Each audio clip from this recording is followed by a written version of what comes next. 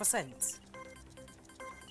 Nigeria hosts West African police chiefs tackling insecurity on the front burner. Nigeria and European Union step up strategy on economic ties.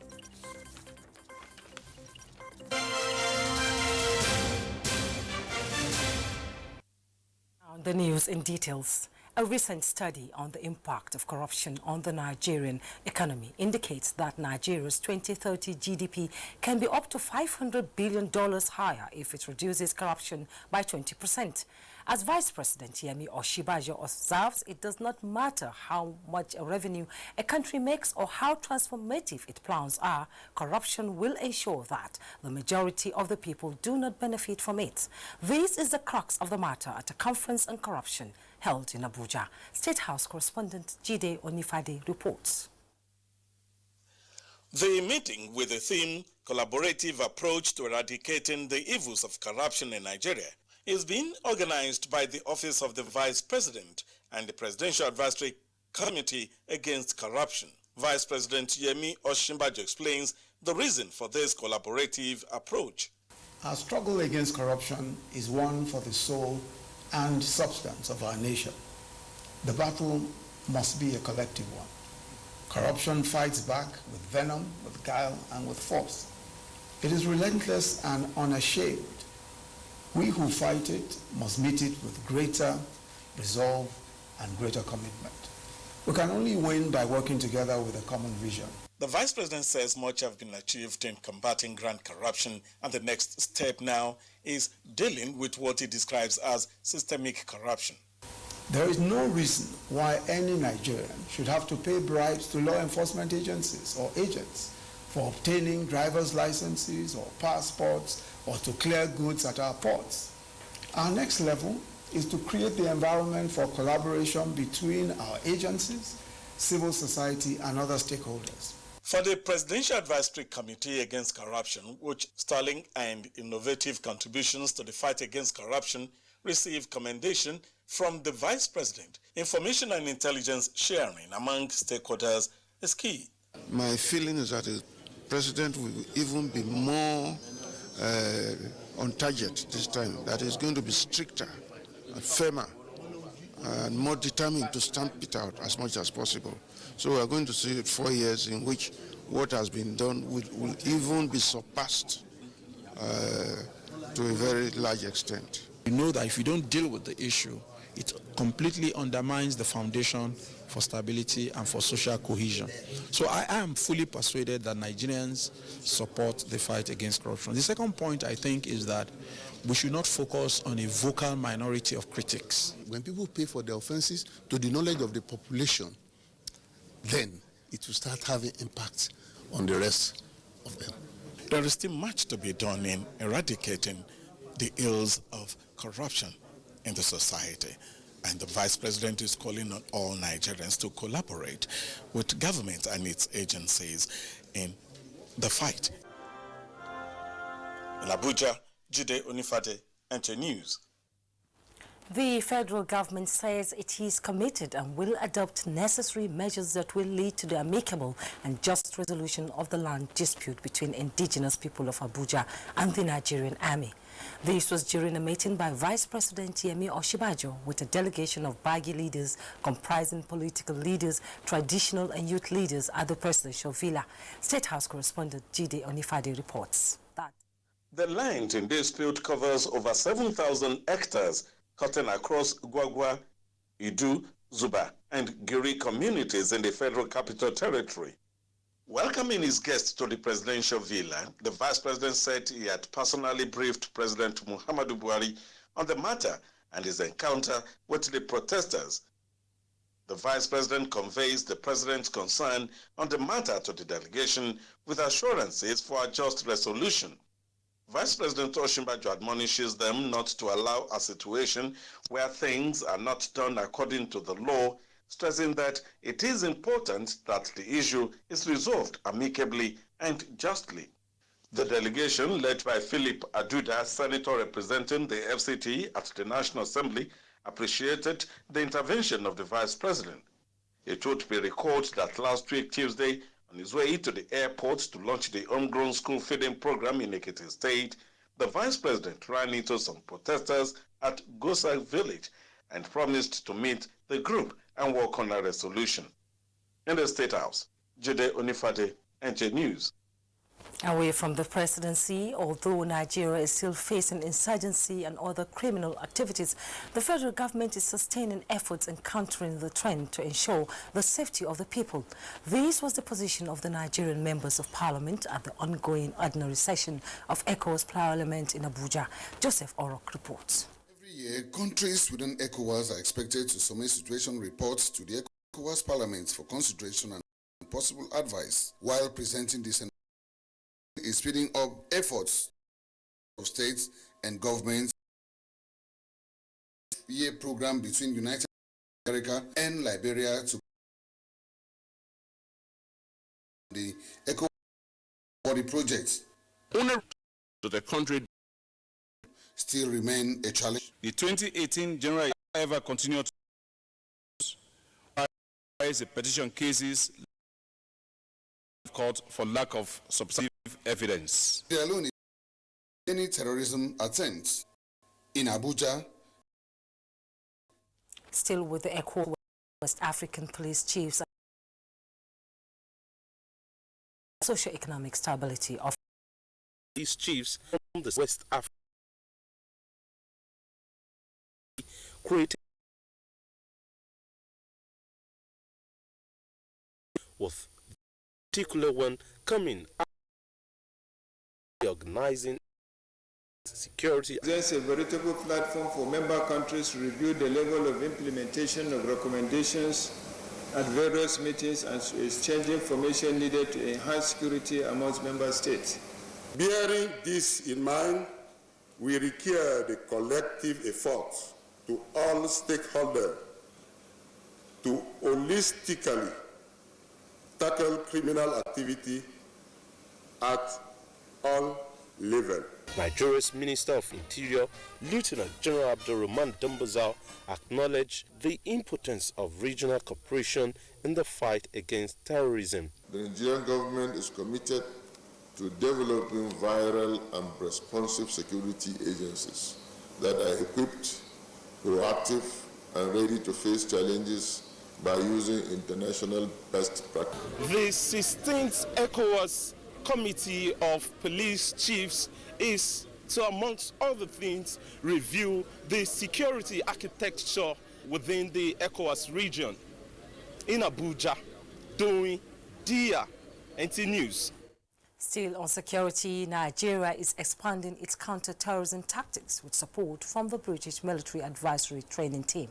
This is partly through a course designed to address key security issues in Nigeria and sub-Saharan Africa. Correspondent Naja'atu Tijani reports. It is called campaign planning, but should not be confused with political campaigns.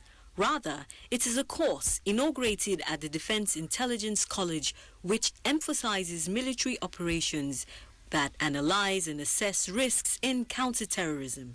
Now, historical partners Nigeria and Britain have teamed up to equip personnel from the Nigerian Armed Forces and Emergency Services with critical thinking skills necessary for planning such campaigns against insecurity. It has been identified that military effort alone is impossible to restore internal peace and security. Hence, the need for joint planning and execution of all military-led campaigns, which has become very imperative. Certainly going to provide a series of tooling and mental exercises that will allow future Nigerians to tackle these sort of challenges in a more complex environment, particularly as those security challenges develop and change. Nigeria has continued to evolve strategies to tackle the security challenges the country is being faced with.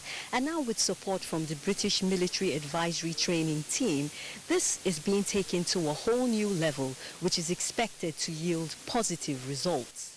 Joint operations of the Nigerian Armed Forces and emergency agencies poised to be more effective from now on. Naja'atu Tijani, NTA News. And for more stories making headlines in other parts of the globe, let's join Uche Okechukwu for details. Ethiopia's President Sahle-Work Zewde was in neighboring Kenya on her first official visit since her appointment in October last year. The one-day trip is to discuss bilateral and regional interests with Kenya's President Uhuru Kenyatta.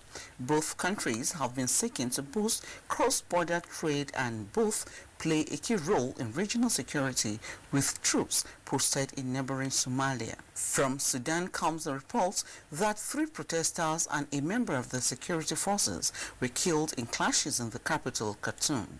The military council running the country since the overthrow of President Omar al-Bashir says many demonstrators were also injured.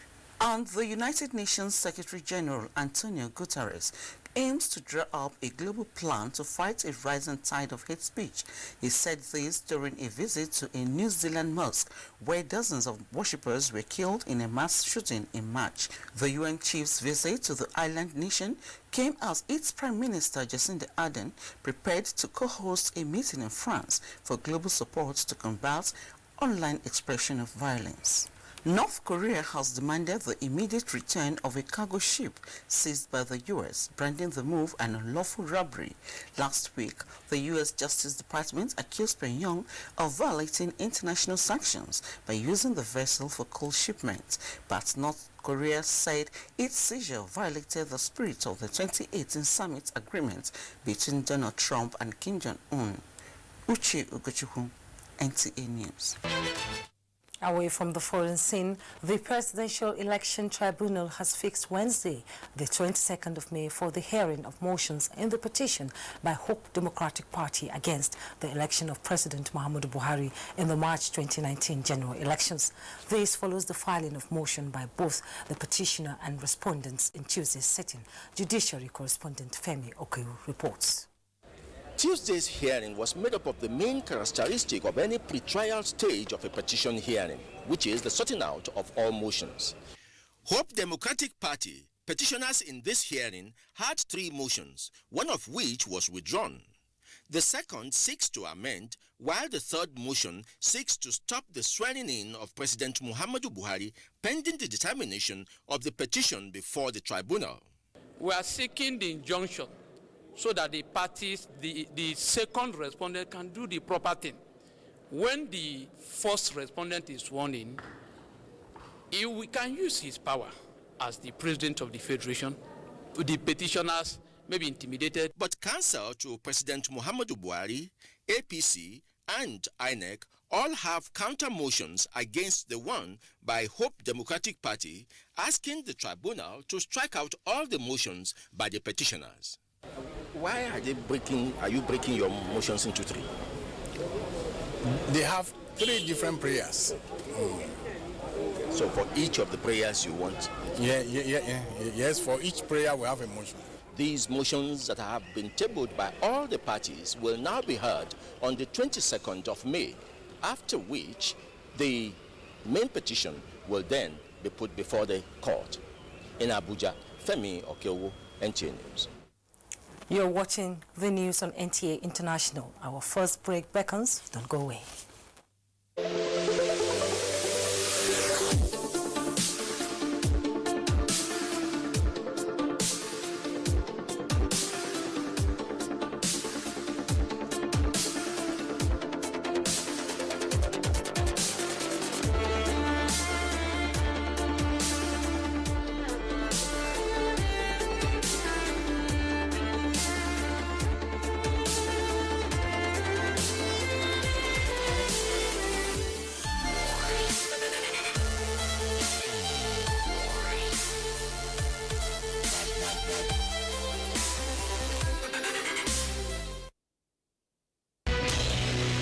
NTA International News. Africa as it is.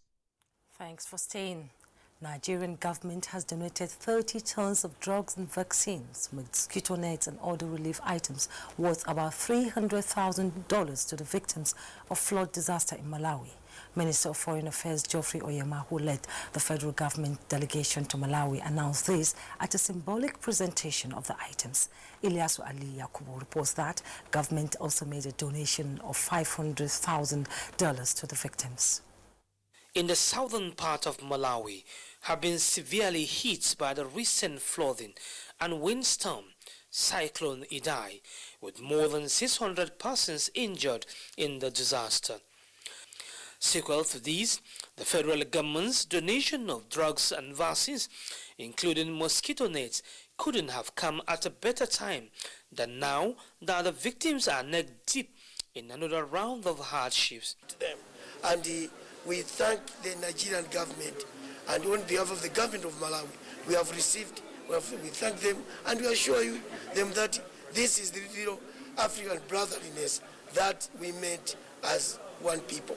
A disaster anywhere, a calamity anywhere in Africa, we feel that also affects us in Nigeria. So this is the way that our President Muhammadu Buhari, felt that it was our duty to also intervene.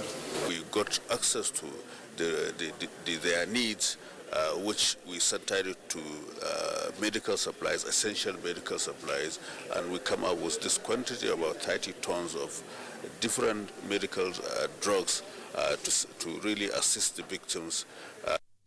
The minister later had a special engagement with Nigerians in Malawi, where he made a strong case on the need for them to engage in businesses devoid of criminality.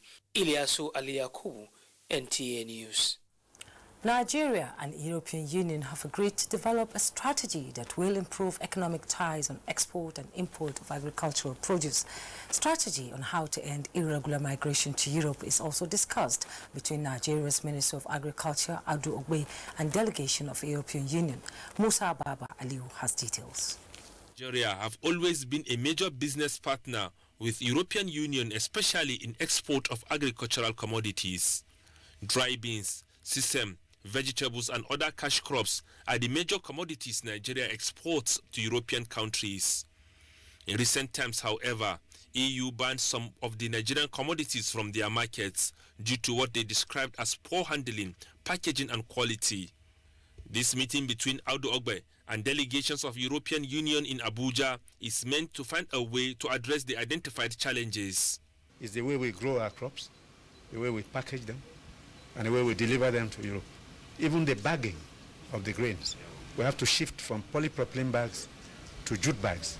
Richard Young, Minister and Deputy Head of EU Delegation, says Nigeria has potential to lead in the production and export of agricultural produce. What is needed, he says, is strictly adherence to international standard. To invite the Minister here to discuss these opportunities, and equally on the European Union side, there are many investors who are looking for opportunities to invest here and add to that agricultural sector. On the issue of irregular migration, the EU pledged to support engagement of youth in food production value chain and poverty eradication program of the federal government. Musa Baba Aliyu, NTA News. Rachel Shaibu is standing by with news from the financial sector. The Securities and Exchange Commission says the commodities trading ecosystem is capable of playing a strong role in the nation's diversification efforts championed by the present administration. The Acting Director General, SEC, Mary Uduk, says it is important to organize the commodities market to enhance its efficiency, growth and competitiveness. Thanks for being part of it. I am Rachel Shaibu. 2019 first phase of National Premier Handball League serves off in Abuja, and coach Paul Agbagun releases final list of Flying Eagles for this year's FIFA Under-20 World Cup. Kene Ima Abudike brings us details on Sports Update.